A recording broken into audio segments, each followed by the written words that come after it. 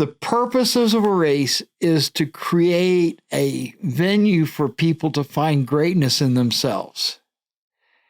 And almost no one leaves unhappy. Almost everyone fails. Certainly people come up the first time way short of what they expected. It's like we talked about. You leave everything behind and it's you against the mountains. Everybody can't succeed. It's like the beauty of sports is comes not from success, but from failure. What makes success so sweet is that there's so much failure.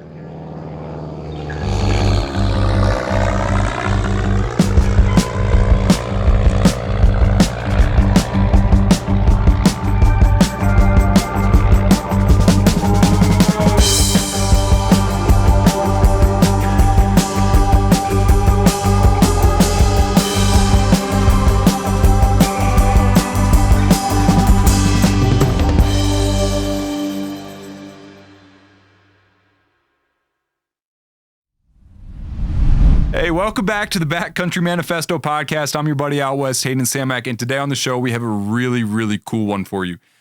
We are talking to the one and only, the semi-evil genius, Laz Lake. Laz is the race director for the Barkley Marathons. It was his brainchild, and since, I don't know, the mid-70s, mid-80s? It's been a long time. The Barkley Marathons have been considered the toughest trail race around. It's a 125-mile ultra, and as we'll find out, that's only a rough estimate. That's kind of the joke. It changes a little bit here and there. It's been described as the race that eats its young. Recently, the first ever woman finisher, Jasmine Paris, in 2024, completed the Barkley Marathons, blowing minds and making headlines across the country. Today, we talked to Laz about the race that he designed, Jasmine Paris's victory, a bunch of coverage that the Barkleys have gotten in the past, the full-length documentary that's been made on it, and so much more. You guys are going to love this one. I love this one. Andrew loved this one. We had a really good time filming it. So without further ado, our guest, Laz Lake. How are you, man? Thank you for coming out here, dude. It's been fun. I'm enjoying my time in Montana. Yeah, we went for a good walk yesterday. We went for a good walk up in the countryside, and you don't have chiggers here, which makes walking in the summer that much more fun. Yeah, the way that you describe those things, where I'm initially from, Pennsylvania, Boone has been just wanting to bail on these podcasts just earlier and earlier. He's kind of uncomfortable, I think, because he just went swimming. That's why we got this towel for him here. We'll put that down. Boone can decide what he wants to do. But yeah, no, those chiggers as you describe them do not sound pleasant. I'm not sure that we have them. You don't have them. You go places and you ask, do you have chiggers? And if they say, well, I'm not sure, they don't have them. They don't have them. Yeah, if you have chiggers, it's top of mind. Yeah. It's one of those things. At the Barkley, you watch for lights in the night coming in the woods. Mm-hmm. And so you're in the darkness and you've been staring at the black mountainside for hours. Yeah. And you'll think, is that one? Yeah, is that one? But when you actually see the first light, it's it for sure. It's unmistakable. Yeah. Well, so we have you here talking about the Barkley Marathons. This is a race that you devised in 1986. Really in 85. Me and Raw Dog did the first Barkley Loop, and we had seen those trails on the maps. It was Morgan State Forest when I started going out there. Yeah, this whole thing takes place in Tennessee. It was a place that we went backpacking a lot, and we would see the trails on the map, but normal backpackers, if the contour lines look like shading on the topo map, mm-hmm. That's not where they picked to go. No. So we talked about it and said, me and you, who don't have good sense, we're going to go do it. Here's a loop we could do that ought to be savage. Yeah, something memorable. Yeah. When we get out there, we'll definitely be alone.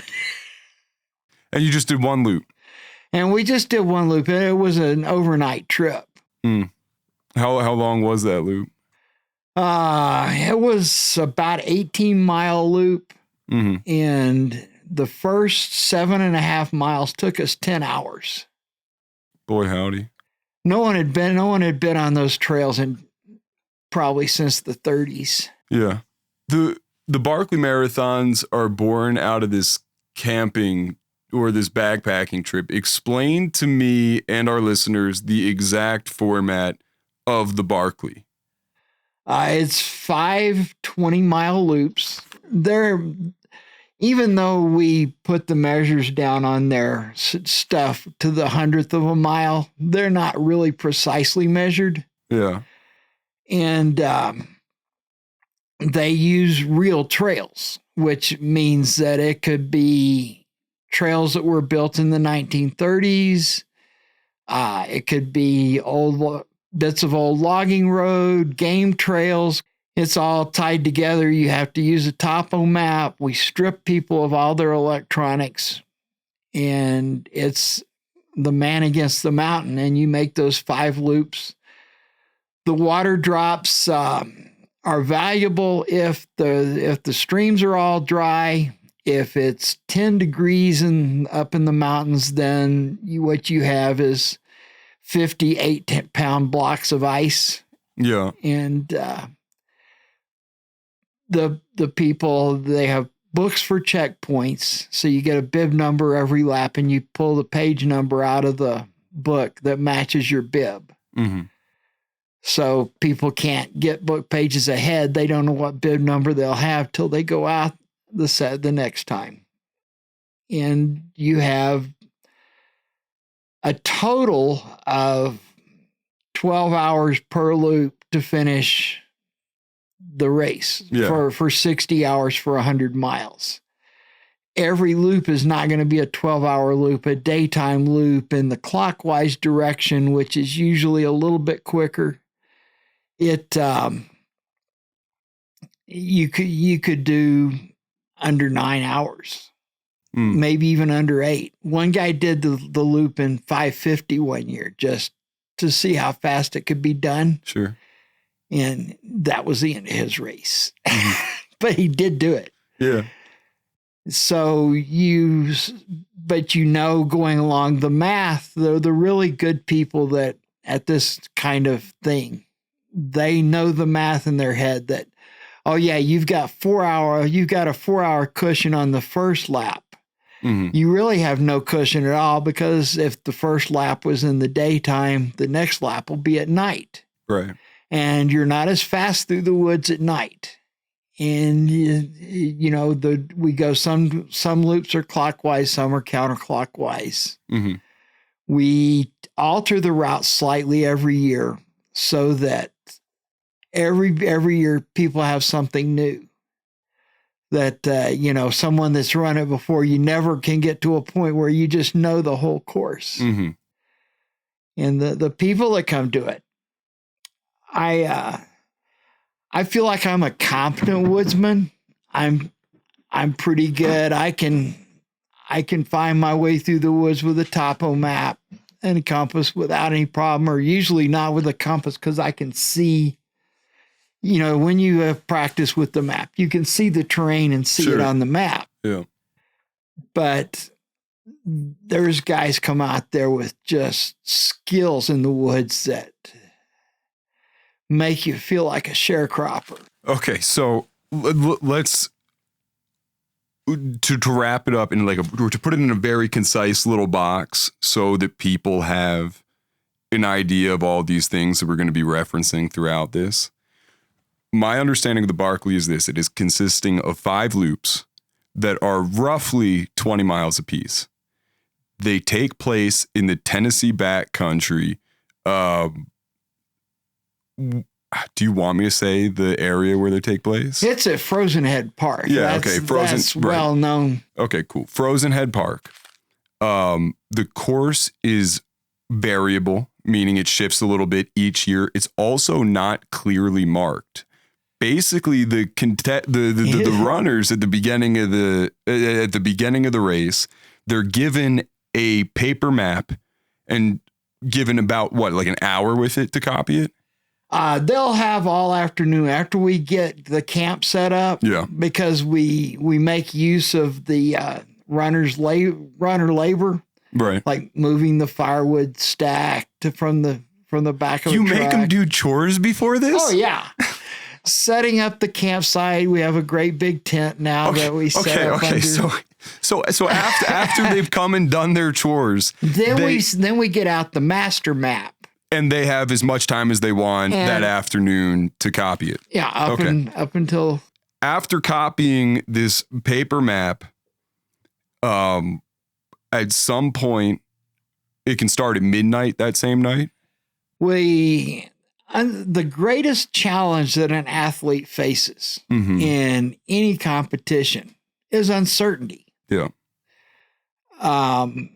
And the Barkley is built around uncertainty, beginning with they don't know the course until the afternoon before. So you're planning out your race in advance is kind of limited. Then they don't know the starting time. It's between midnight and noon. Okay, so between midnight and noon, you give them a 1 hour heads up. We blow a conch, and it means they have 1 hour to start. So if the conch doesn't blow until the next day during the day, they get to have a nice, restful night in their tent, wondering if the conch is going to sound anymore.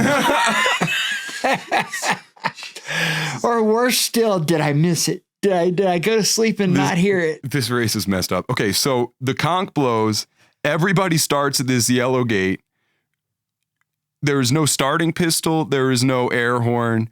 It is you lighting a cigarette.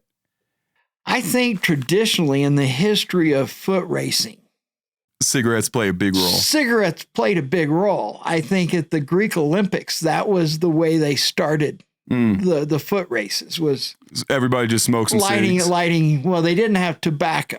Yeah. So they might have smoked weed. Okay, so you light up your cigarette.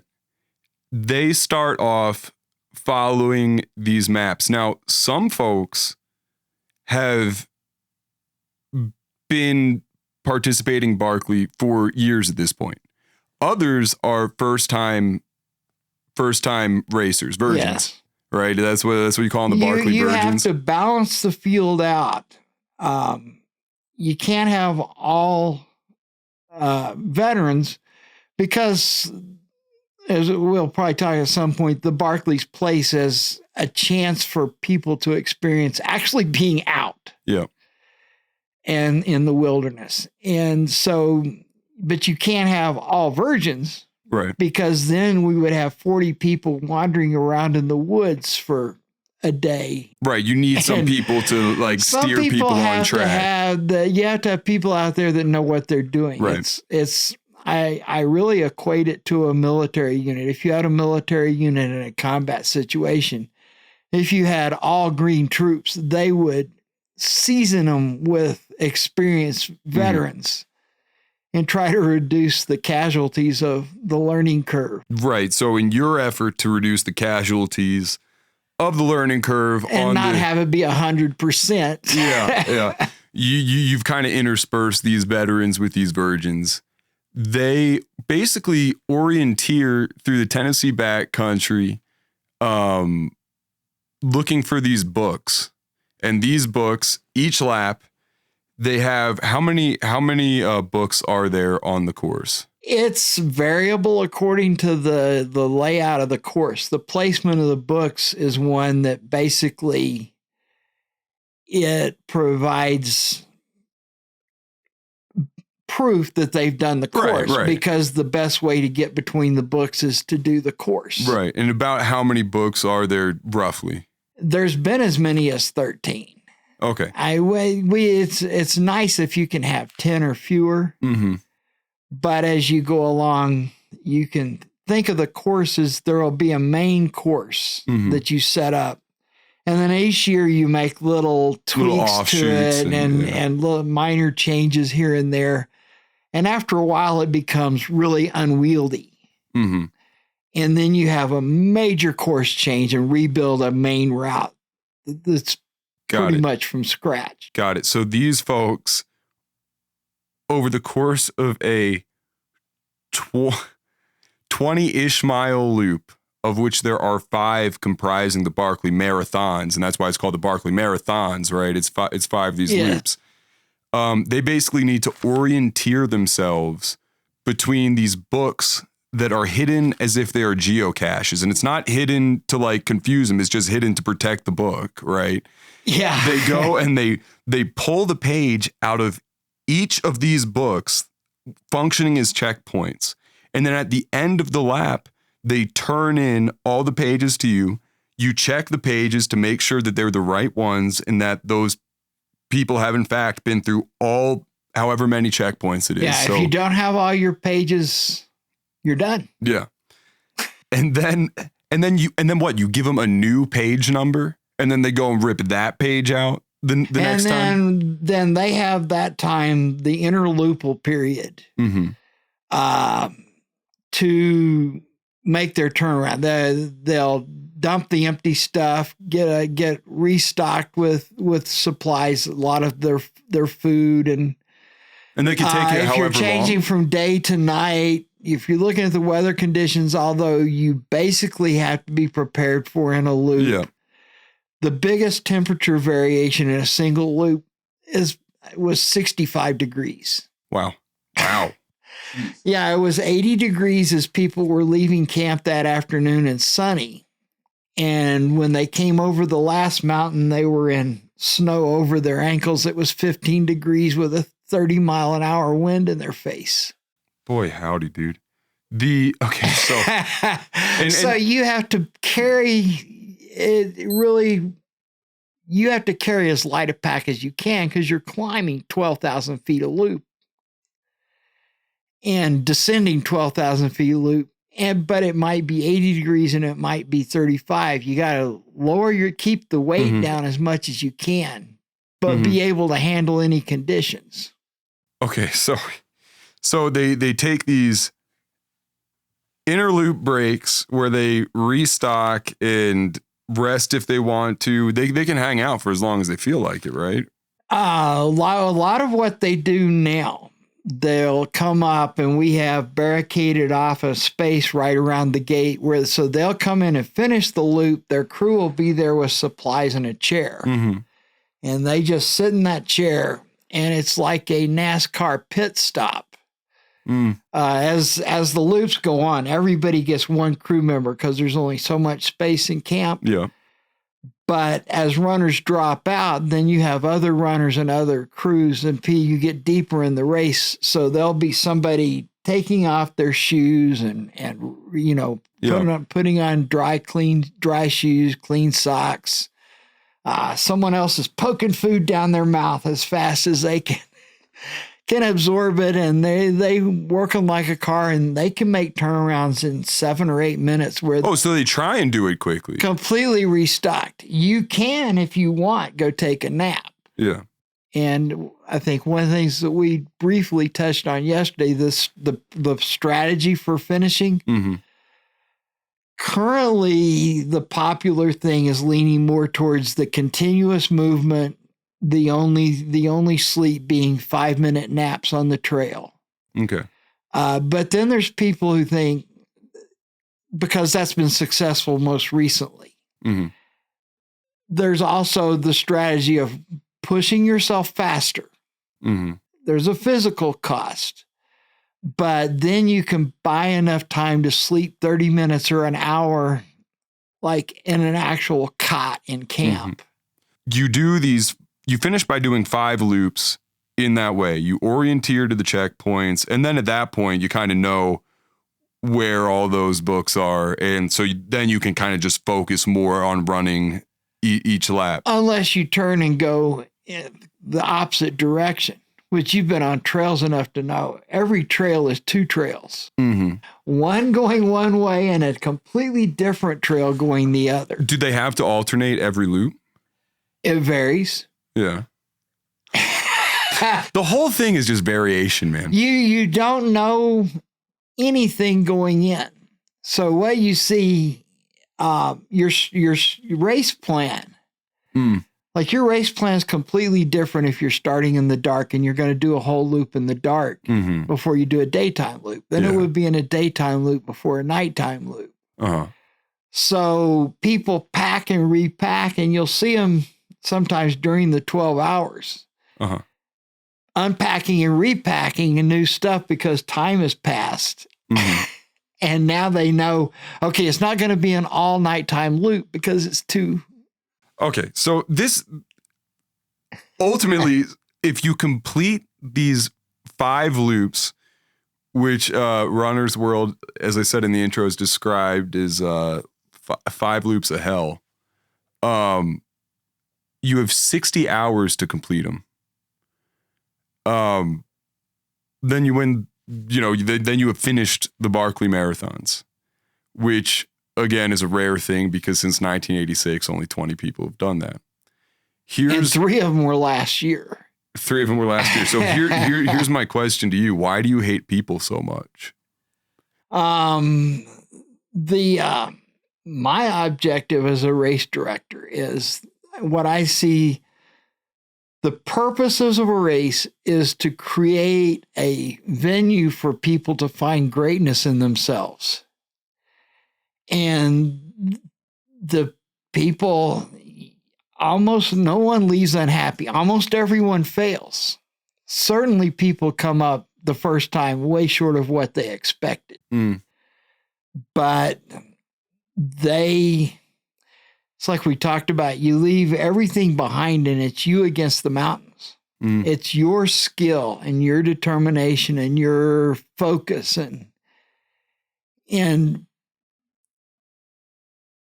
I think an error a lot of races make because they want to see and this, I guess it's at least an American thing. We want to see everybody succeed. Yeah. Everybody can't succeed. That's also true. It's like the beauty of sports comes not from success, but from failure.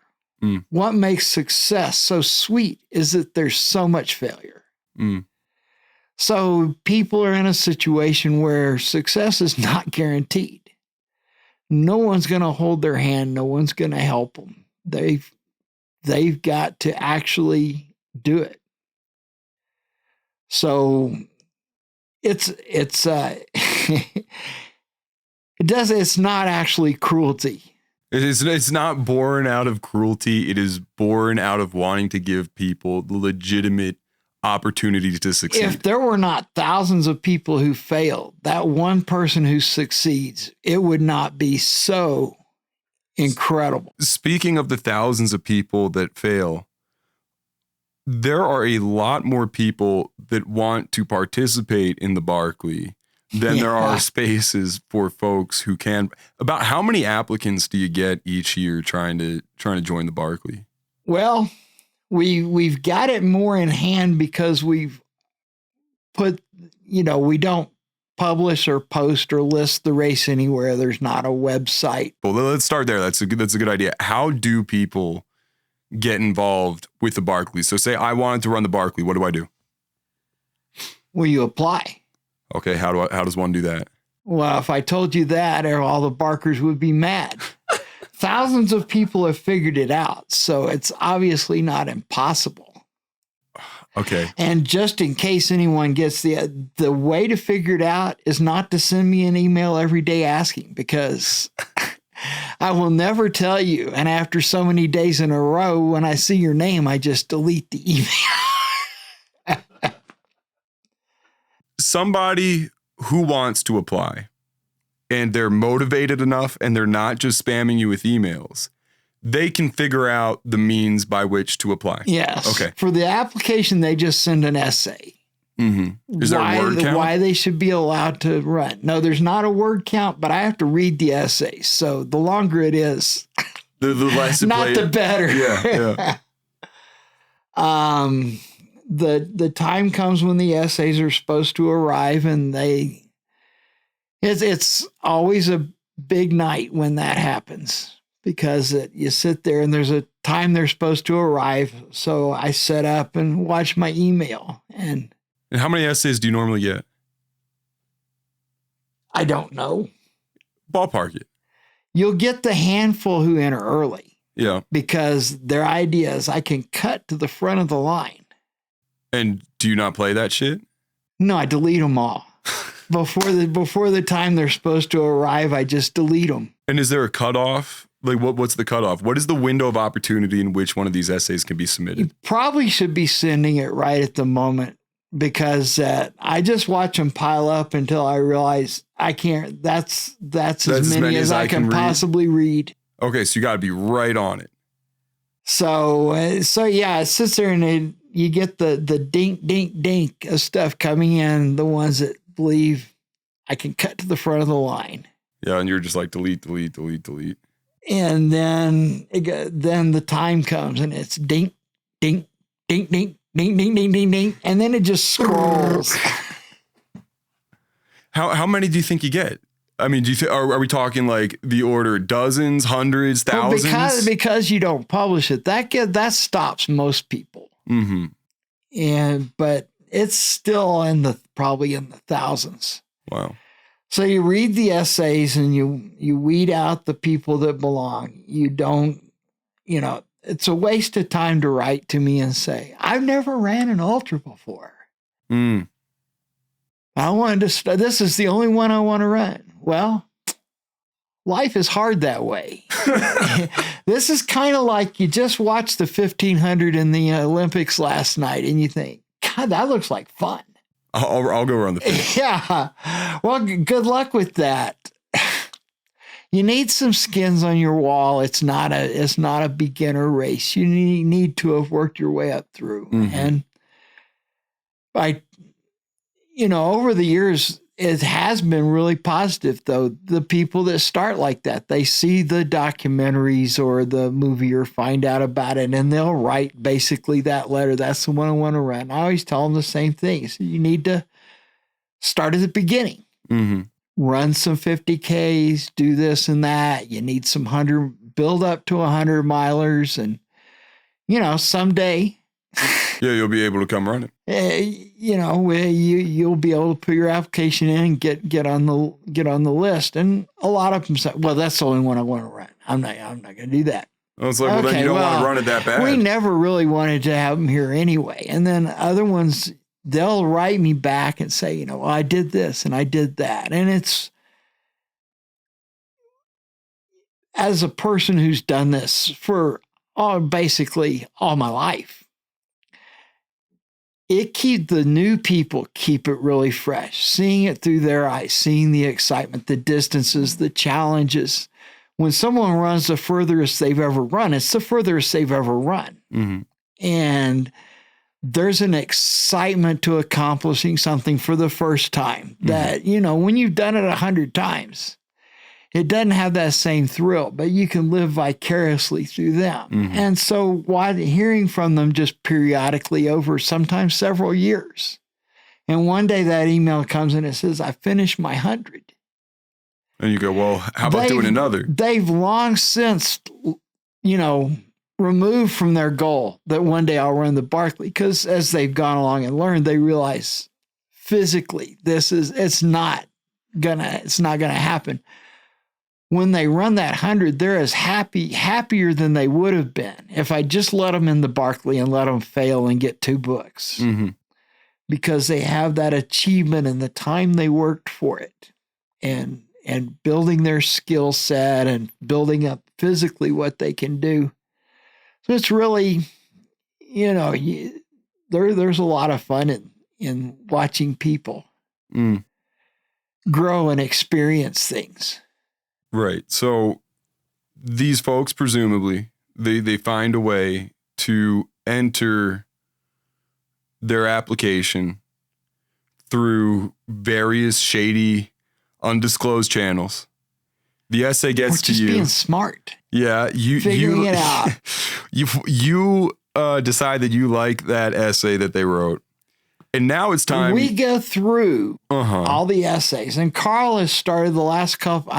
Who's Carl? Carl Laniak will eventually be the Barkley guy. Okay. And if you wait till I die or get too old, and then someone takes it over, there's a huge break. Right. But by having him gradually take part in the process, and then each year take more of a part. Just a fluid transition to power. Now he also reads the essays. And you go through and you pick out this person belongs, this person belongs, this person belongs. And you end up with a couple of hundred people out of all those that belong. Other than the guy or girl whose desire is to run the Barkley because that's just what they want to do. They saw a movie. Yeah, they saw a movie. Who else are you not looking for at the Barkley? Oh, that's kind of like people who ask, what is the winning essay? If I tell you that, then I'll get 4,000 of that essay. So you don't even want to tell people the kind of folks that you're not looking for, except but I will tell them the things like, yeah, you need to get some skins on your wall. You need to have done some things so that you're mentally and physically prepared to have a chance. Is that, say that there was somebody who was like, hey, I am a backcountry guide in the Brooks Range in Alaska. I spend 60 days a year guiding hunters through really crazy shit. You would consider equivalency experience. The Barkley requires a collection of skill sets. Yeah. And probably if there's somebody who they only had the backcountry experience, you'd say, run a race. Yeah, I see how you like run a race or two and say, shouldn't be a problem. I mean, could that even be like a traditional marathon? Would like that be qualifying? Well, you'd want to run something like a trail 100 somewhere. Yeah. One of the ones that goes in the backcountry. And really, if you've got that level of experience, it should not be a huge problem. Right. Okay. So now that the person has found you and you've determined that this is the right type of person, although you're being pretty coy with those qualifications. A lot of these races have like really insane like entry fees. Like some of these races, like what does it cost to do that Spartan race that you did the other day, Andrew? Yeah, sometimes they can be on the order of $150, $200, all things included. Yeah, so. and then some of these races, Laz, like what is one of the, you don't have to name the race, but like what is an average? I don't even know anymore because would $1,000 run them would like surprise you? It wouldn't surprise me if some of them have gotten that high. Okay. I know they have the races of a similar duration that take a couple of days I think those races now are running up in the thousands of dollars. They do a whole lot more for the runners than what we do at Barkley. So how much is the entrance fee for the Barkley? It's $1.60. $1.60. We've been ripping people off forever because we tell them that it's a penny a mile. Kind of a standard. And because there's the 100-miler if you do 5 loops and the 60-miler if you do 3 loops for the fun run. We charge them twice for the first 60 miles, and no one has caught on yet.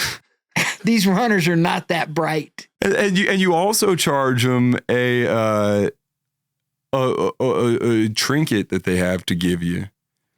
Your first time that you come is a license plate from your home state or country.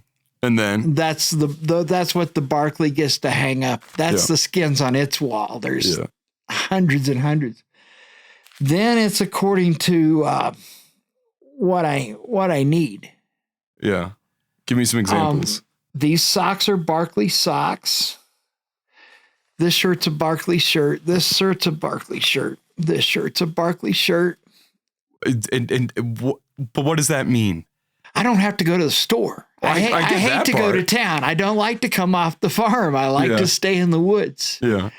So I get something and then I have like boxes of white shirts and boxes of flannel shirts. Right. You put in the intro letter though. You put in the invitation like, hey, if this is your first time, you need to bring $1.60, a license plate, and socks. Oh, the $1.60 is just to apply. Yeah. Oh, that's to apply. Yeah. Oh man. So we keep it. Oh, nice. Yeah. Okay. I'm Pretty sitting good. on some cash. Okay. So then then to actually run the race, it doesn't even cost. Do you make them apply every year? Because I know that you have some folks that are repeat Barkley veterans. Yeah, but you have to apply every year. We start every year over. Okay, Now, gotcha. if you've got the time and the patience, there's quite a complicated process to make the field. Uh-huh. Because you remember I said earlier, you don't want all veterans and you don't want all virgins. Mm-hmm. Figuring it out early on. Yeah. It's a wilderness area. We don't want to make, and if enough people go there, you'll just basically make a trail. So in the early years, we'd go around after the race to collect the books, to put the books out the next year, and you get an all year long look at what was our impact on the natural area. Mm-hmm. So we came down to a certain number of loops that we need to keep the total number of loops that people complete within a pretty small range. Mm-hmm. So you have to use math and statistics, and you select a field that matches, because the campground will hold 40 people with 40 crew members. It's a tight fit, but we can do it. Mm-hmm. And we want to have as many people get a chance to get an actual wilderness experience as can. Even though you're in the wilderness, but if you have any sense, if you got lost, you could walk out and get to a road in no time. Right. But while you're out there, you're out there. Yeah. And it's, that feeling. There's nothing like that on Earth. So we take only a set number of what we call them elite, but some of them are really elite athletes. Some of them other skill sets. They're not the greatest runners, but their other skill sets for doing this are so good that they're elite at Barkley. So what you're doing is you're kind of making an ecosystem. So many who might make 5 loops. You all the way down to people where you look at them and you say, this person belongs here, deserves to be here. But they have no shot at finishing. But if they finish a lap, it'll be a miracle. Yeah. But they deserve a shot. Yeah. Because ultimately, as a coach, you learn it's not your job to determine how good a player can be. Mm. Your job is to give them the opportunity to be as good as they can be. And John Feggies is the case in point of a guy you thought he could probably get a fun run someday. Mm-hmm. He finished the 100. And then you have people and you think, I really thought he could do the 100, but they didn't do the fun run. He was really lucky to get a lap. Yeah. So but it averages out. So when we sit down, we're looking at this field of 200 names or so that we've picked out. Uh-huh. And then you categorize them. This is a veteran or a virgin, between 5 lap potential and maybe 1 lap potential. And you say, out of our 40 spots, we need so much of each group. Mm-hmm. So within that group, then you draw. And we need 5 people out of this group of 20 runners. 5 people out of this group of 20 and runners. Then you 5 pick, people, yeah. I use a random number generator out of Excel. Mm-hmm. And, I realize that it's not a perfectly random number generator, but it's certainly good enough. So you number them 1 to 20 and you randomly pick 5 numbers out of 20. And those 5 people go on the list. Mm-hmm. And, virgins and veterans within each of your groups is subdivided. Until you have a balanced field. So you balance your field out, and we consistently get within 5 loops either side of our mark that we're picking at for the total number of loops run by the runners. In monitoring your environmental impact via this race, that's largely how you determine the field of runners. And you have it down to such a cutting point that you can figure out almost exactly how many total loops are going to be completed. Yeah. Within 5 before the race starts. By the entire field. That's impressive. It's fun because you're wrong on individual ones. The guy gets a fun run that you didn't think could run a loop. The guy doesn't get a loop that you thought could do a fun run. And what is the fun run for, It's actually a cruelty. Okay. If there was no fun run, there would have been more than 2,000 milers. Really? It's the women's division of the Barkley. What do you mean? Because in sports where a women's division is unnecessary, like shooting, right? What's the difference between a man shooter and a woman shooter? Yeah, no. Is there intrinsically? We have women's divisions, and even when it's not necessary, to establish the belief that women can't beat men. And it works. Yeah. It does. So when you say we have, as a society, yeah. America really is, in our hearts, we're committed to the idea that everyone gets an equal chance, and that you recognize in basketball, women can't compete with men. There's a difference. Track and field, the women Olympians are running times that would not win the high school state meet for boys. You can't compete them together, but you have girls that are just as athletic, just as competitive, just as driven and you need to have women's sports for them to succeed. Okay. But it doesn't make sense to extend that into shooting. Right. And it's done with good intentions. Yeah. But you build this thing in the back of their mind. And the mental aspects of competition is something I'm fascinated with. And because at the fun run at 3 loops, you can count that as having finished something, even though it's a DNF and it's not the 100-miler. Right. It's hard to start loop 4 because it's positioned where you've done a lot. After 3 loops, even the guy that's going to finish 100 is, we watch him and you feel you watch him go out on loop 4 or loop 5 and you think, if this was a regular race, we'd be discussing whether or not to pull this guy because he's really hurt. Yeah. But that's not how the Barkley works. So the temptation to quit is so great at that point that it's not a kindness to put no. It's one more obstacle to overcome in order to finish the 100. It's a trick. And to wrap this up, what you're saying is when you call, because like somebody is going to misinterpret what you just said as like a knock on women racing, and to head that off, what you're saying is in the same way that making a women's race kind of puts up an artificial mental barrier that should not exist in a sport like this. You're saying now that the Barkley,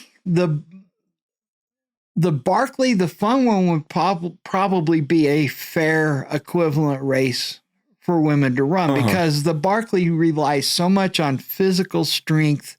Upper body strength comes into play a lot. Climbing those kind of grades, your hands are on the ground. Sure. And,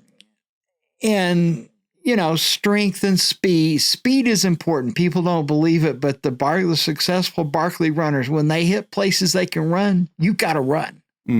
It's not a real slow slog through the woods. Right.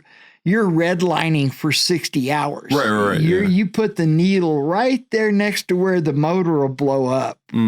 And you got to hold it there. Yeah.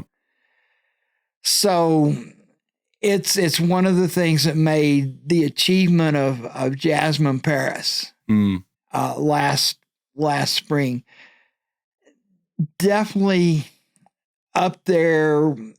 If you had a discussion of the greatest athletic performances I've ever seen in my life, and I've seen a lot, it would be in the discussion.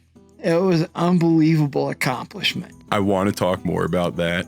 We're going to take a little break right now. Maybe there'll be some ads. Maybe it'll just be me begging you to subscribe to Patreon. But when we come back, we're going to talk about how the Barkley Marathon goes once you're there, competitors who have finished it, a little bit about Laz, and all sorts of good stuff. We're going to be right back.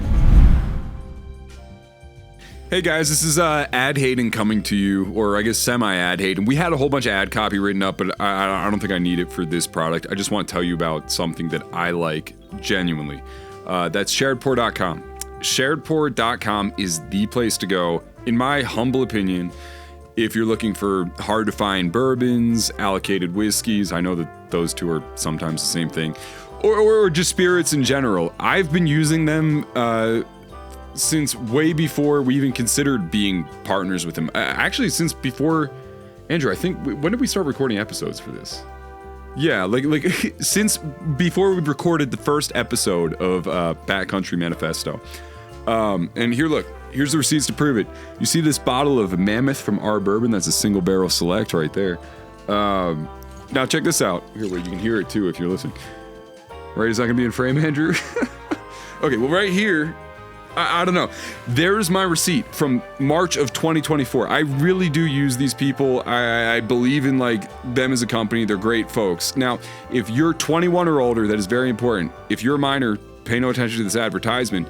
And you live in the United States, sharedpour.com will ship liquor straight to your doorstep. You'll need a signature, but they'll do it with flat rate shipping, which is really helpful if you're ordering a couple bottles. That way you don't pay out the nose through shipping. You could order like 10, 15 bottles. I don't know, maybe Craig, don't get mad at me. And they will ship for the same price as one. The other thing is that they're customer service experts. If you call them, should you have a problem with your order, and you won't, you will get a person who actually works there answering the phone and making the issue right. They have the best selection, whether it's a single barrel pick, again, a hard to find allocated bourbon, or even your daily sipper. You should check out sharedpour.com. And right now, and that is ad speak, you can use code BACKCOUNTRY, okay? That's Backcountry, all one word, all caps. I think that's important. That's what they were texting me and telling me was important. You will get 10% off your entire purchase at sharedpour.com. Go check them out. You'll like them as much as I do. You'll get a bunch of cool whiskey. You'll impress your friends. You'll annoy your spouse. And you'll have some great spirits. Backcountry for 10% off your order at sharedpour.com. What does it look like somebody who's actually running one of these? Like, explain what somebody can expect in a lap of the Barkley Marathons. Although I realize that, as you reiterated multiple times, the whole point is that you cannot really expect anything in particular. There's one thing they can count on. What's that? After I light the starting cigarette, by the time it's finished, they're redlining. Really? The biggest misconception people have that makes them believe, oh, I could do that, is you look at the time limit and you look at the distance. And if you have any running background or you just are familiar with numbers, they immediately jump to the conclusion that 36 minutes a mile is just a long, slow slog. Yeah. Because of the terrain, you have to redline to move efficiently. A lot of the terrain you can't do it 36 minutes a mile. It's going to take longer.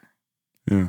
And so when you get on something that you can do 36 minutes a mile, you've got to go faster because you got time to make up. You're pushing yourself continually from the time from the time the conch sounds, and you've got to get together the appropriate gear for that lap.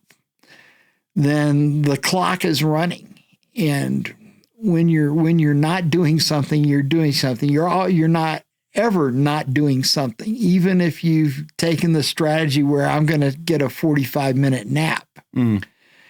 you got to sleep that 45 minutes. Mm-hmm. So what does one of these laps look like other than redlining? Like, because you said that is the one thing that they can expect. You climb the worst mountain you ever climbed. Someone described the Barkley. They said every really tough race has that signature hill, that signature climb that everyone dreads and fears, and it makes and breaks their race. So the Barkley is 20 miles of those hills attached at the bottom. As soon as you climb, and the current configuration of the course, from a psychological standpoint, it can go one of two ways. We used to start with an easy climb, and the runners would get ahead of their time. This mental calculation you're figuring with the slow and fast stretches. So they would get ahead, then they'd hit a bad part and lose it. And then they'd get ahead again and then lose it. Right now, we start with a really horrible climb. So a mile into the race, everyone is behind the clock. Then on the doable section, you have to bust your ass to get ahead of the clock, and then you get behind again. So it kind of changes the way it wears at you mentally. And that's really a lot of what you're doing is you're keeping track of where you are and where your time stands and realizing whatever the cost, you have a certain pace you have to keep up. The Barkley Marathons take you through some odd places, one of which is it gets you almost like uncomfortably close to a penitentiary. Why is that? You go under the penitentiary, I'm sure that this penitentiary is aware that this is happening, right? They closed down in 1997. Up until then, we ran around the top, and every once in a while, a runner would get off track and would wander down onto the penitentiary grounds where, to our great amusement, they were held at gunpoint until the penitentiary could determine that they actually were part of the race and then send them back up the hill. But now that penitentiary is since gone under. Now it's closed. It was built in the 1890s. So it was where they housed the worst of the worst because it's back up in a holler with those tall mountains all the way around it. They called those the third wall that, stop people from escaping. So it's in that valley, and they dug a tunnel under the penitentiary for the little stream that drains that valley to go through. And so when they closed down the penitentiary, we got permission to cross the valley instead of going around it on the ridge. Well, so you go through that tunnel to get from the front of the penitentiary to the back. Now that sounds to me like you've done something to forego a certain amount of suffering, which seems very at odds with everything that you've said up until now. Is it because some things are just like kind of alluring enough that you're like, going on to the penitentiary is pretty cool? You go down to the penitentiary on the rat jaw, and you come out on the bad thing. Okay. There is no murder. I mean, I guess going through the tunnel is relatively flat. Yeah. And depending on how much it's rained and how recently, it can be anywhere from really tolerable. The 1 year the water was pretty high, and the tunnels, it's less than a quarter mile long. And so the water was pretty high and rushing, and one of the guys coming from the top going to the bottom, he lost his footing and he fell. And when he fell, the water shot him through the tunnel in like 30 seconds and out the other end. Did he start doing that again on the subsequent laps? No, it wasn't the kind of experience that you wanted to replicate to save time. So you said it's more of a near-death experience. Right.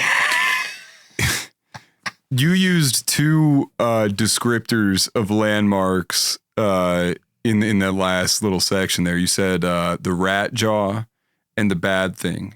And these both describe certain legs of the Barkley Marathons loop, right? Yeah. The bad thing is that's a tough climb.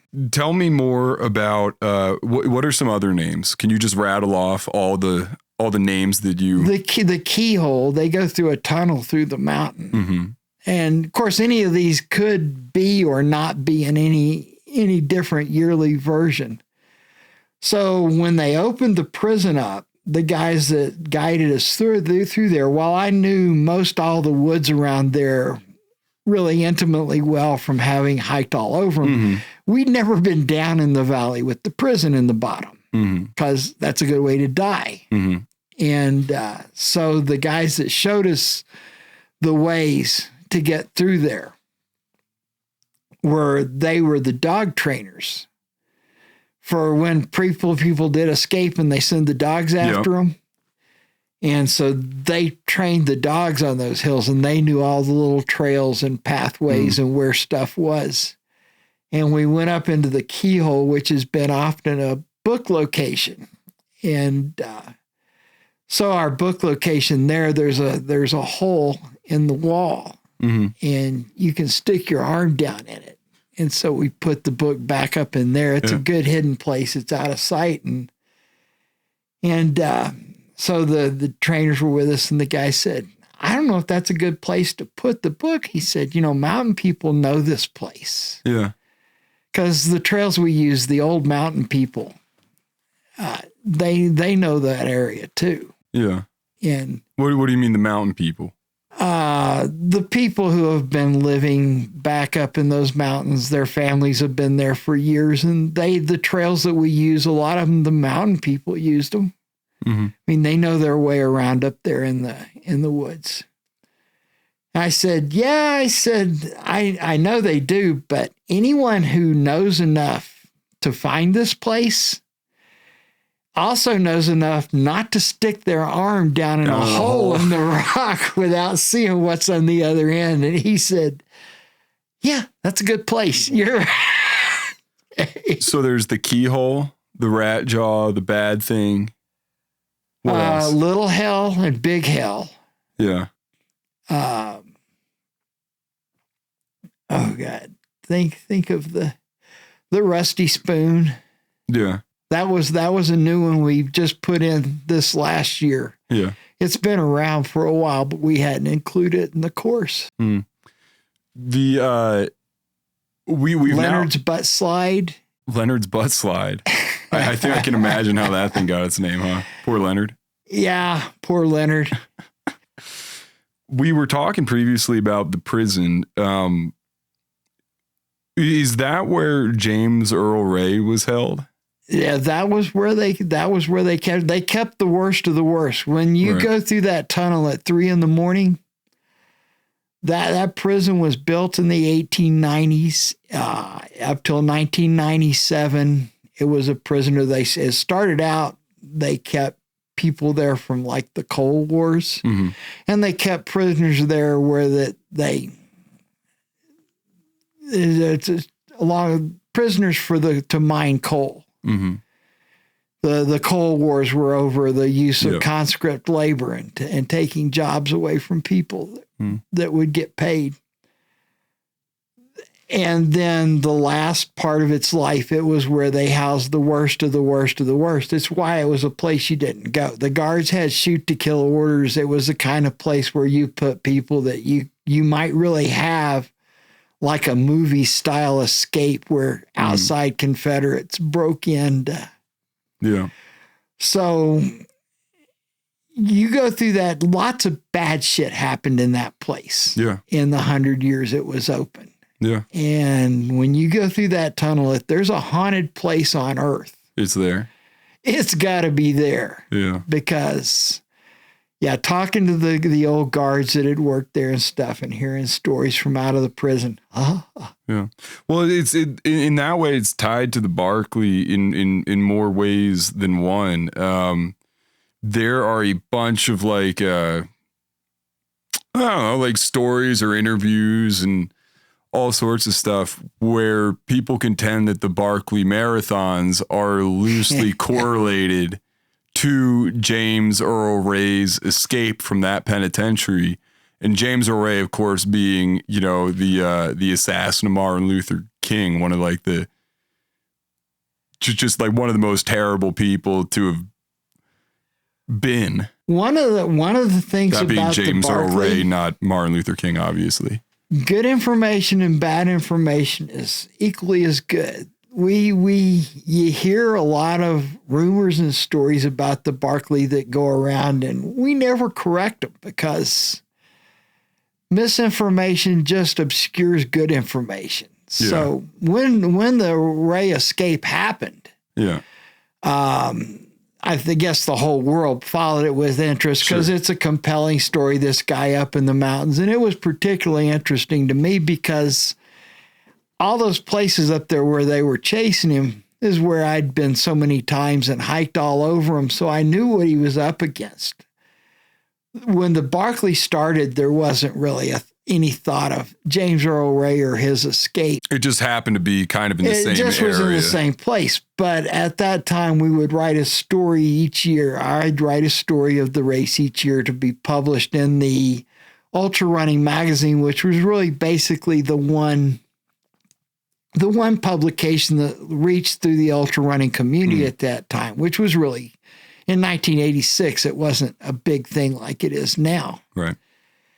And so every year you think of a story. And one year I had read an article in a magazine where they'd interviewed James Earl Ray about his escape.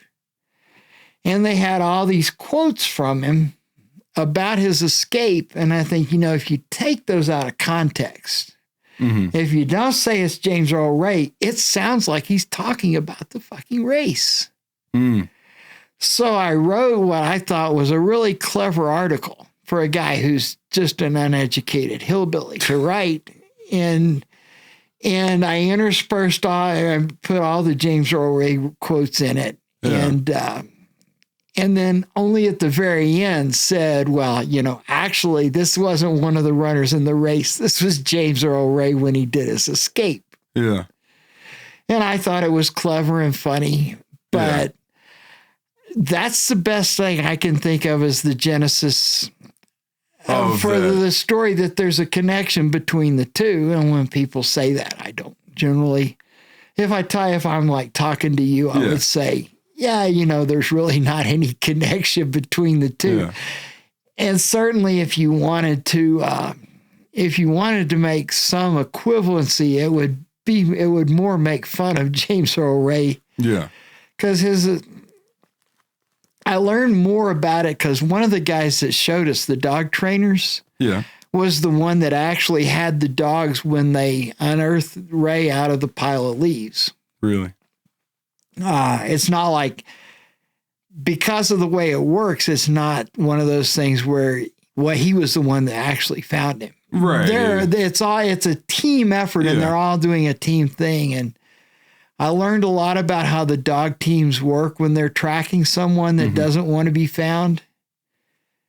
And it was just interesting. So he was the guy that found him, and it was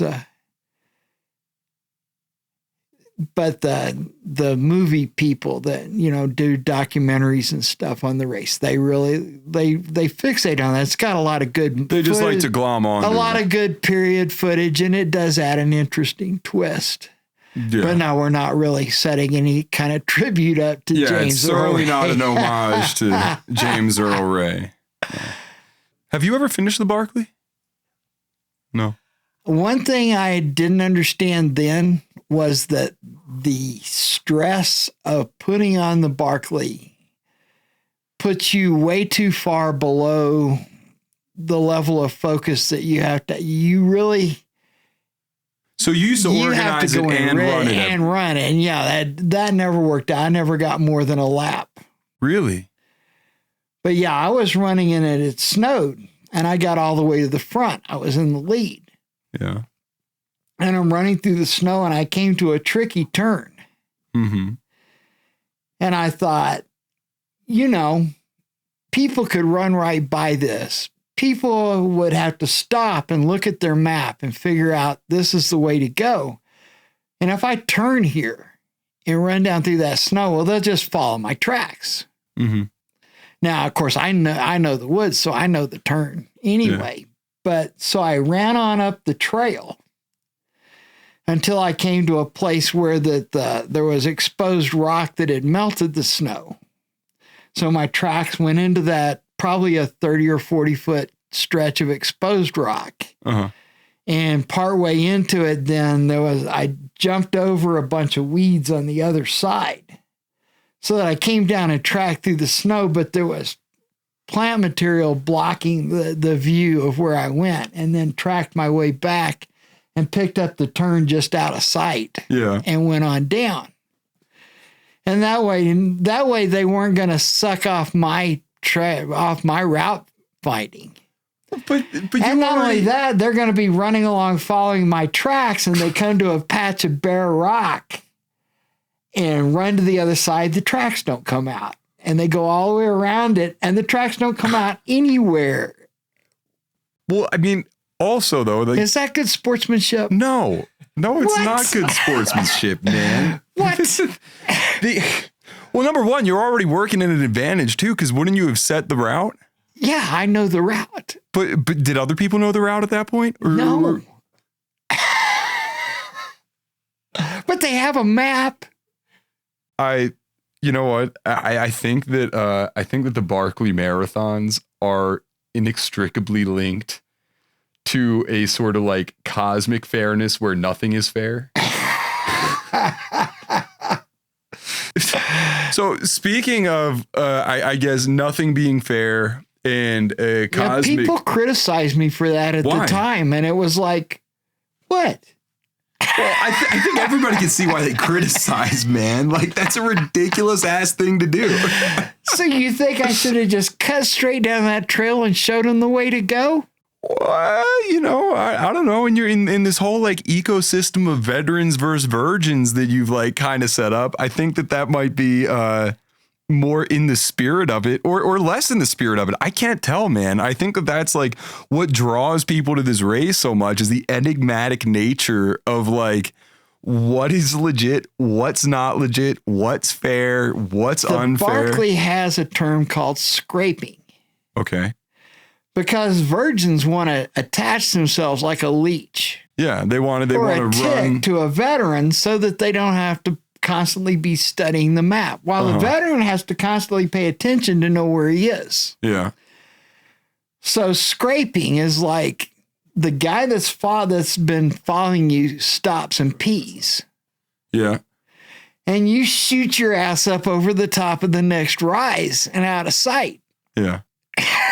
And let that fucker find his own damn way. So you're just now, some of these people, kumbaya, let's all get along. I'll nursemaid this stupid bastard along so that late in the race, when he's not exhausted from finding the route, he can now run off and leave me. To hell with that. So the first opportunity you get, scrape that sucker off like mud on your boot. Earlier in the conversation, we were talking about the fun run, and we were talking about women's sports, and we were talking about, well, I guess we weren't talking about this, but you for a long time contended, right, that you did not anticipate a woman completing the full Barkley Marathons. Well, I'm a numbers guy. Yeah. And the numbers did not support that a woman could finish. One key set of numbers is in running events, women are like, it's around 11% slower than men, their times. And it's across the board.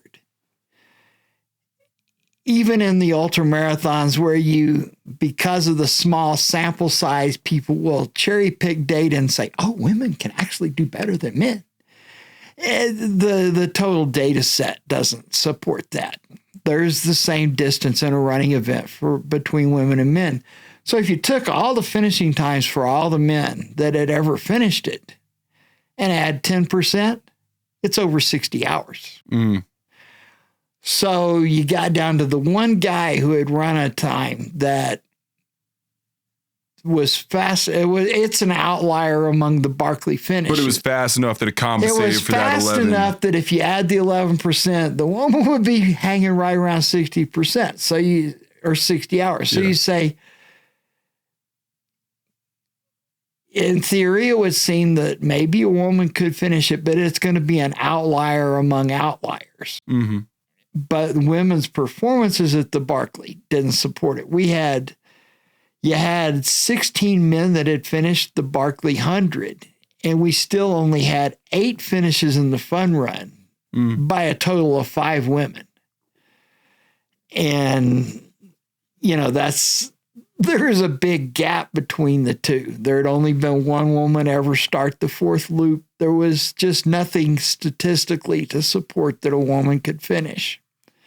And once someone asked me, can a woman finish the Barkley? I said, you feel like you should tell the truth. There is no statistically supportable evidence that indicates a woman can finish. And saying the woman, well, they paraphrase that and it becomes a woman can't finish the Barkley. Right. Okay, it's the Barkley. You never correct things. You just, whatever is out there is out there. And besides, it kind of provided a spur for, there's fewer women attracted to something like the Barkley than there are men. There just are. If we've done one thing over the years, we artificially stack the selection process so that we have at least some women in the field. So you're saying the amount of women in the field do not reflect the amount of women applicants on a proportional basis, but you guys are still, you're making a concerted effort to include more women who want to do this race. Yeah, I had one year that I came on when we first, the pressure had built up, even before it was well known to the world at large, among the people who do this kind of stuff. The Barkley was, I like to tell people, say, well, how much did the applications increase after that first documentary that was so good? Well, the number of serious applicants didn't change. The people in that community already knew. So we do our drawing. It's like the second time we've had to draw, and you do the whole drawing and get done, and you're getting ready to send out the condolences letters that unfortunately you've been selected. And I realized there's no women in it. And I look back and there's like only 4 women. I've got 1,000 applications and 4 of them are women. So we put the women in. Then once you start getting heat as a misogynist because you say, you've been quoted as saying a woman can't finish. Well, one, it's kind of like saying a woman can't lift up a dump truck. Yeah, I say it because it's true. There's nothing against women. And so we started, any woman who applied that had the credentials to say there's any chance at all they can make a run at it. Because it could be the woman Feggy. And you put them in the field. Why do you think your race comes under fire so much? Like, it seems like I read an article not too long ago where somebody was trying to say that there was like a Confederate flag license plate in the picture, and they were trying to say that Laz has made this kind of, that whole thing is kind of sad. Yeah. 2020, the great virtual race across Tennessee. Yeah. And we started a virtual race. It had 20,000 runners from 78 countries entered. It was crazy. It was 22 hours a day of trying to administer that race. And we were talking about this. And we had you said it interrupted your jigsaw puzzle in 2020, putting this thing together. It's still sitting there because I can't get caught up. So we had a Facebook group, and people were in a funny place. The COVID year to me, all I remember is working around the clock, sitting there with emails pouring in, because 78 countries is every time zone. Yeah. So it was, and we had the Facebook group, which had 20-something thousand people on it. And it was really active, and it was a very positive, upbeat thing. And we went through, and you had, among other things, there was probably 6 of us that were also moderating that group. So you've seen social media. You know how it works. Yeah. Social media is a lot like peer-reviewed papers, except the difference is in peer-reviewed papers, everybody knows what they're talking about. So when we saw politics, your religion, people who this is their social media experience. I go pick fights on social media. It's the same fight over and over again. People yell the same things at each other. Everybody yells. Nobody listens. It's a waste of time. So we deleted one post by some guy who wanted to pick a fight over Black Lives Matter. And you think one of the funny things about moderating a group like that, you delete people you agree with, you delete people you disagree with, you delete anybody who wants to pick a fight. Right. And after a while, it doesn't bother you because what do you mean that he stuff. wanted to? What do you mean that he wanted to pick a fight? So he started some kind of thing. Well, I'm clearly a racist. I'm an old white guy from the South. Yeah. Racist, right? So every time that someone would write an article in the magazine, they'd say, and he deleted a post in 2000. So this dude, to give a really clear idea of what happened here, you were hosting a virtual run across Tennessee.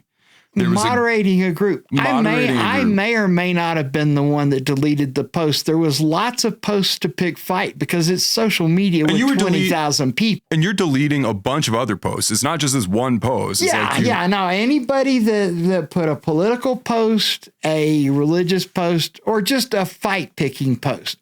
You'd see people, and it's social media, and somebody writes something innocuous, someone takes it wrong. Right. So this dude posted something in support of Black Lives Matter amongst a bunch of other posts. It got deleted.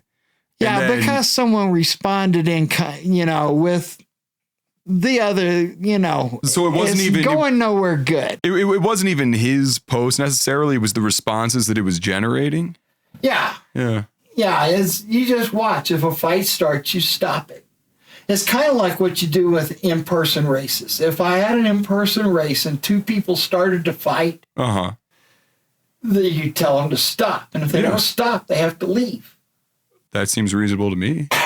Because that's just how it is. We're not here to fight. Right. Anyway.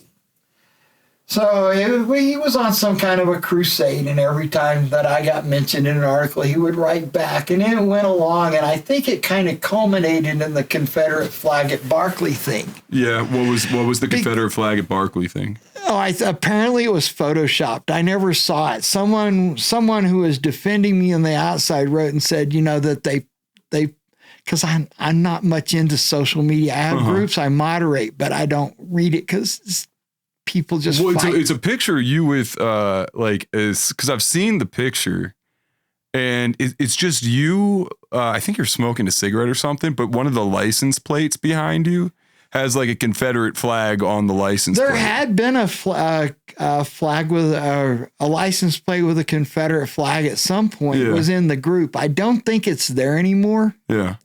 I'm pretty sure we pulled it out because it'll upset people, and it's not worth putting it out there. What I'm getting is that it seems like you like to stir the pot one way, and that's the race of the trail race, and the way that you do not like to stir the pot is any sort of There's nothing productive to my races about having them have a political connection. Right.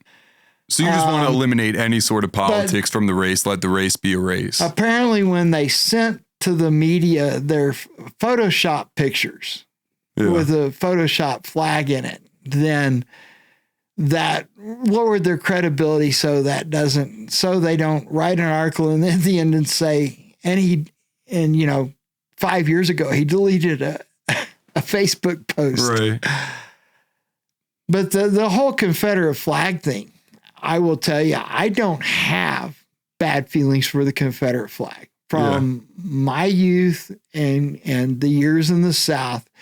In my mind, what it symbolized was that fierce independent spirit. I think as a Montanan, you would very much identify with, there's a spirit of Montanans. Like we were laughing about the idea this morning that, they're going to take all the Montanans' guns away. Yeah, well, I certainly think that there is like a spirit of like liberty in America and whatever sort of issues that we want to like impose that onto specifically. But what came, so I have probably more of an affectionate feeling when I see it's a rebel flag. It's not a Confederate flag. Mm-hmm.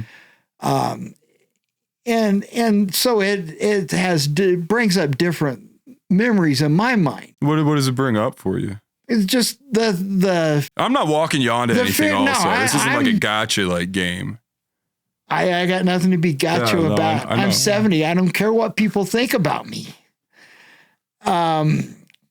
But it came along and it was co-opted, or maybe to a great extent all the time with me not really being aware of it. It associates with a whole different lot of things. And, having spent my whole life in sports especially, I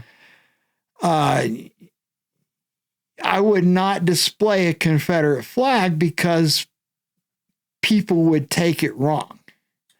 And for some people, it would be offensive and hurt their feelings. Well, I think that's kind of like the big issue with it. One thing when they started this whole Laz the racist thing, the only thing that troubled me was there's people I've known for decades and decades, old friends, other old geezers that have been running ultras all this time. And I don't want them to think that all these years I've not really been their friend, that I've been some racist guy. But when I realized the people that knew me didn't put any credibility in it, then I just didn't care anymore. But I wouldn't display the Confederate. Now I'm even saying the rebel flag, not because it disturbs me, but because. Well, you don't want to do something that might hurt other people. Yeah. Why would you do something that would be hurtful to someone else? Earlier, you said that one of the biggest athletic achievements that you had ever seen happened this year, or this past year. And it was something that you did not predict was likely to happen, as Jasmine Paris being the first woman to finish the Barkley. I did say from the first time she came, you knew if a woman could do it, it was going to be her. This is a woman who could do it. A lot of times the first time out, you think, well, they got these skill sets, but the deficiencies in other areas are going to sidetrack. She had all the skill sets right. And the biggest thing was her first try, she barely made the fun run under the 40-hour limit. And she came out of it saying, I know what I got to fix. And this is what the really great athletes failure. They're not dented. The obstacles don't bother them. They just sit down and think, okay, how do I over, under, around, or through? I think that's I try to make that my approach to life. Something is blocking me from what I want. What do I go over, under, around, or through? How do you solve this problem? And the problem solvers are the people that have come back and as typically taken multiple attempts. They get knocked down, they get a bloody nose, they get beat up, and they come out saying, I've got to get better, or I've got to solve this problem. And that was kind of, you could see that attitude in her.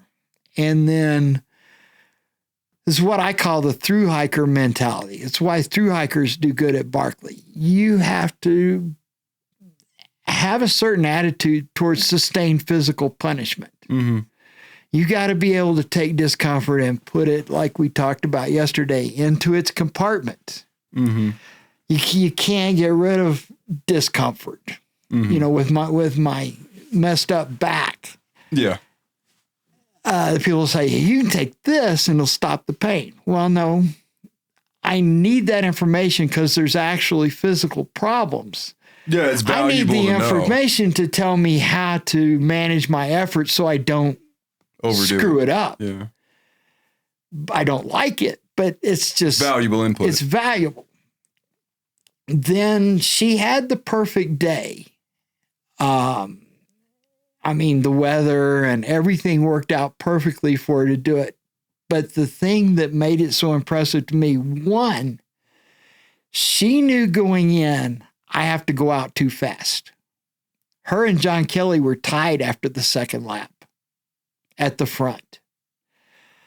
As an athlete, as a runner, anybody out there that runs, that listens to this, they've gone out too fast. Mm-hmm. And you know the price you pay.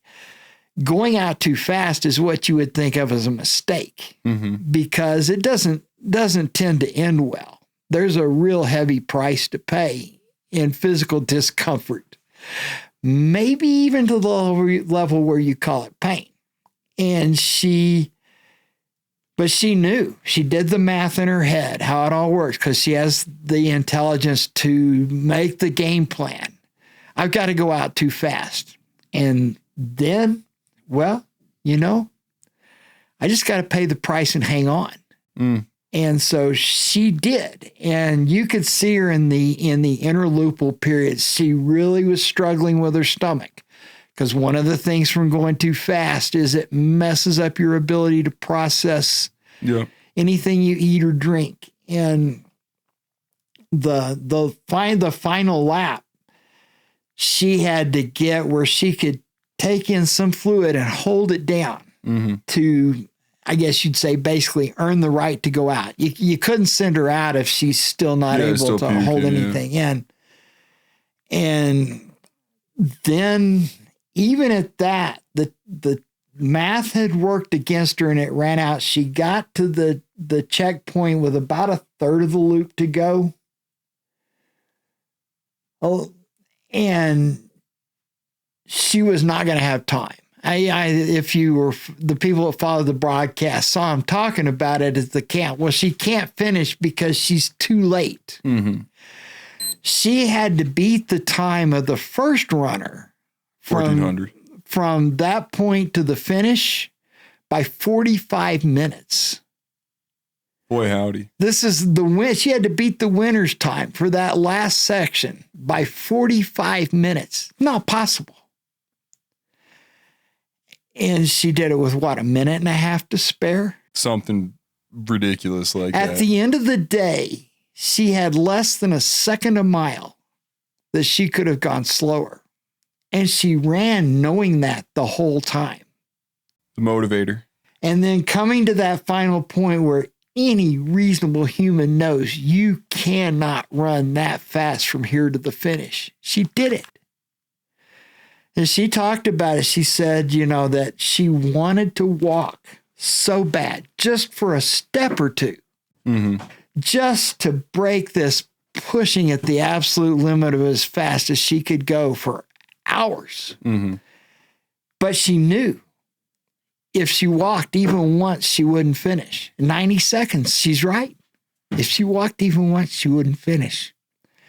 I get choked up at athletic performances. It's a sad thing. It's hard to imagine what she was able to do. It's incredible. So it doesn't have to do with being a woman or a man. That, as an athlete, that was...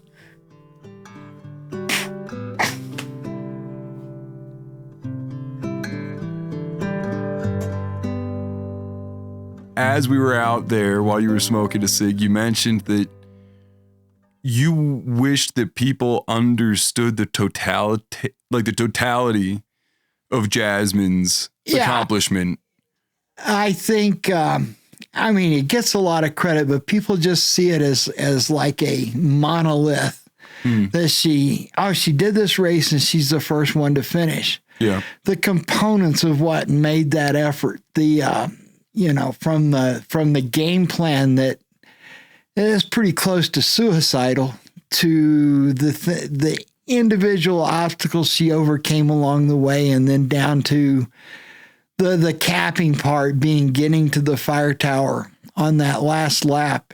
And there was, with any reasonable measure, not time for her to finish. It was not possible. And she just did it. And the effort that she had on top of everything she'd endured to get to that point, what she had to go through to run every step from there to the finish. Knowing, because when we talked afterwards, one of the things that she said that really stuck in my mind was talking about how bad she wanted to walk during that part of the race. Just even a step or two, because you are inflicting this excruciating pain on yourself, and you have to keep doing it to do it. But she said, but she knew she couldn't do it. If she walked, she wouldn't finish. And it's true. She had 90 seconds. If she'd walked one time, just 2 steps, she wouldn't have made it. And really, when you looked at the end, less than a second a mile was the difference between finishing and not finishing. And she knows the math of the race well enough that she knew that the whole way. To function as an athlete under that kind of pressure for 60 hours through everything without sleep, it is the kind of accomplishment that you're very rarely going to see, even when you see true greatness. And I guess it's not fair to say that it felt like it was devalued to see the coverage, but it's like, no, you're only scraping the surface of what she went out there and did. You thought it was a more superficial summation of the accomplishment. But the other thing is, I'm like a student of this stuff, just in sports in general, and of the Barkley, that I've been there for all the people who have finished and all the people who haven't. And you just, you watch it as it occurs. It's just mind bending. At each stage, you think, surely this is the end. And then she would surmount one more. I doubt that she has any desire to go through that kind of an experience twice. It amazes me that you have any return participants at all. When you leave hungry, you want more. When I walked across the country from Newport, Rhode Island to Newport, Oregon, I didn't even want to go outside for a month. This is an outdoors thing, and I all my life thought you couldn't get out enough outdoors. 4 months. 4 months outside. That's a pretty good fill. That's enough. But this time I walked, and because I'm gotten old and I'm too slow, I ended up having to stop early, and I stopped in Foyle. And I can't get it very far out of my mind. You immediately start formulating the plans. How do I finish this? That's what brings people back. You have a hunger to go back out. So every time, every person that finishes the Barkley that has that kind of mentality, they don't finish, or they don't accomplish what they think they can achieve. It just, even though your body is beaten up, your mind is hungry to get the rest. Yeah. Well, I mean, that seems like the nature of the Barkley, man. I think those are the people who belong. Those are the people that belong. Thank you so much for coming on. Can you tell me about that prayer? Yeah, it's the runner's prayer before a big climb, the Barkley prayer. Yeah. Lord, if you're taking me today, take me before I climb this motherfucker, not after.